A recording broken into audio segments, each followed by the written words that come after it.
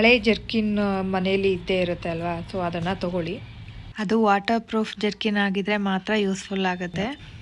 ತಗೊಂಡಿದ್ದಾದಮೇಲೆ ಅದನ್ನು ಯಾವ ರೀತಿಯಾಗಿ ಯೂಸ್ ಮಾಡ್ಕೋಬೋದು, ಪ್ಯಾಂಪರ್ಸ್ ಬೇಡ ಅಂತ ಅನ್ನೋವಾಗ ಯಾವ ರೀತಿ ಯೂಸ್ ಮಾಡ್ಕೋಬೇಕು ಅಂತ ತೋರಿಸ್ತೀನಿ ಬನ್ನಿ. ನೋಡಿ, ಈ ರೀತಿ ಸ್ಲೀವ್ಸ್ ಇರುತ್ತಲ್ವ, ಅದನ್ನು ಈ ರೀತಿ ಆ ಕಡೆ ಈ ಕಡೆ ನೀಟಾಗಿ ಫೋಲ್ಡ್ ಮಾಡಿ ಹಾಕೋಬೇಕು.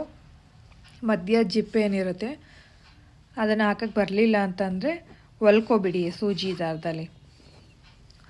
ಮಧ್ಯ ಅದು ಓಪನ್ ಬಿಟ್ಟರೆ ನಿಮಗೆ ಹಾಸ್ದಾಗ ಆಚೆ ಈಚೆ ಹೋಗೋವಂಥ ಚಾನ್ಸಸ್ ಇರುತ್ತೆ. ಹಂಗಾಗಿ ಮಧ್ಯ ಜಿಪ್ಸ್ನ ಹೊಲ್ಕೊಳ್ಳಿ. ಜಿಪ್ ಇಲ್ಲ ಅಂದರೆ, ಜಿಪ್ ಇದ್ದರೆ ಜಿಪ್ ಹಾಕ್ಕೊಳ್ಳಿ.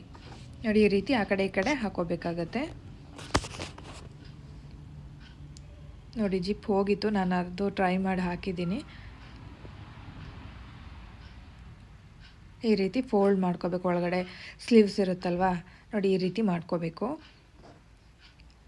ಇದರಿಂದ ನಿಮಗೆ ಪ್ಯಾಂಪರ್ಸ್ ಡೈಲಿ ಹಾಕುವಂಥ ಅವಶ್ಯಕತೆ ಇರೋದಿಲ್ಲ. ಈ ರೀತಿ ಹಾಕ್ಕೊಂಡ್ರೆ ಏನು ಒಂದೆರಡು ಬೆಡ್ಶೀಟ್ ಚೇಂಜ್ ಮಾಡಿದರೆ ಆಗುತ್ತೆ. ಇದನ್ನು ಹುಟ್ಟಿರುತ್ತಲ್ವ, ಆ ಮಗುವಿನಿಂದ ಒಂದು 5 ವರ್ಷ ಸೂಸು ಮಾಡುವಂಥ ಮಕ್ಕಳವ್ರಿಗೂ ಕೂಡ ಇದನ್ನು ಹಾಸ್ಕೋಬೋದು. ಅಷ್ಟು ಚೆನ್ನಾಗಿರುತ್ತೆ. ಒಂಥರ ಬೆಡ್ ಥರನೂ ಕೂಡ ಚೆನ್ನಾಗಿರುತ್ತೆ, ಮೆತ್ತು ಕೂಡ ಇರುತ್ತೆ. ಇವಾಗ ಯಾವ ರೀತಿ ಹಾಸ್ಕೊಳ್ಳೋದು ಅಂತ ತೋರಿಸ್ತಾ ಇದ್ದೀನಿ. ನೋಡಿ, ಈ ಥರ ಉಲ್ಟಾ ಹಾಕೋಬೇಕಾಗತ್ತೆ. ಉಲ್ಟಾ ಏನಕ್ಕೆ ಅಂದರೆ, ನೀವು ಫಸ್ಟಿಗೆ ಹೀಗೆ ಹಾಕ್ಕೊಂಡ್ರೆ ಅದು ಜಿಪ್ಪೆಲ್ಲ ಇರುತ್ತಲ್ಲ ಮಗುಗೆ ಒತ್ತುತ್ತೆ. ಸೊ ಹಾಗಾಗಿ ಉಲ್ಟಾ ಹಾಸ್ಕೊಳ್ಳಿ. ಉಲ್ಟಾ ಹಾಸ್ಕೊಳ್ಳೋದ್ರಿಂದ ಏನು ಒತ್ತೋಲ್ಲ. ಈ ರೀತಿ ಉಲ್ಟಾ ಹಾಸ್ಕೊಂಡು ಅದ್ರ ಮೇಲ್ಗಡೆ ಬೆಡ್ಶೀಟ್ನ ಹಾಸ್ಕೋಬೇಕಾಗತ್ತೆ.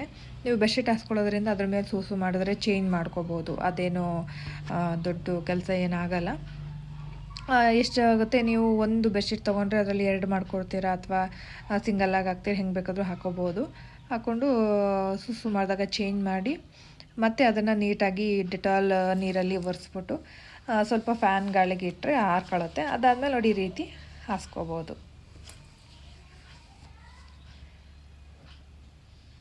ಈ ಟಿಪ್ಸ್ ನಿಮಗೆ ಇಷ್ಟ ಆಗಿದ್ದರೆ ಲೈಕ್ ಮಾಡಿ, ಚಾನಲ್ನ ಸಬ್ಸ್ಕ್ರೈಬ್ ಮಾಡ್ಕೊಳ್ಳಿ. ಇನ್ನೂ ಸಾಕಷ್ಟು ವೀಡಿಯೋಸ್ಗಳನ್ನ ಹಾಕಿದರೆ ನಿಮಗೆ ನೋಟಿಫಿಕೇಷನ್ ಬರುತ್ತೆ. Thank you all.